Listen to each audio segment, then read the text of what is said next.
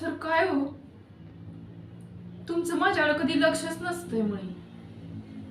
आता एवढं सुंदर माणूस समोर असताना कुठला तरी माणूस झाडात शेतात गुंतून राहू शकतो का?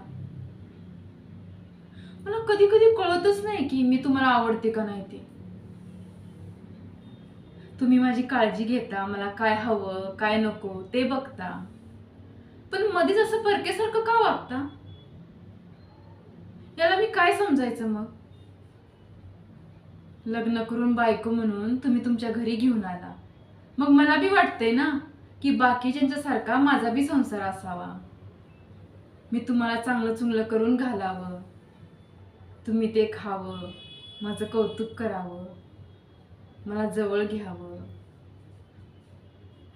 तुम्ही तुमच्या मनातलं भडाभडा माझ्याशी बोलावं, मी ते ऐकावं, मी तुमच्याशी बोलावं. पण यातलं काहीच होत नाही. मला कळत नाही मी कुणाशी बोलायचं, माझ्या मनातलं कुणाला सांगायचं.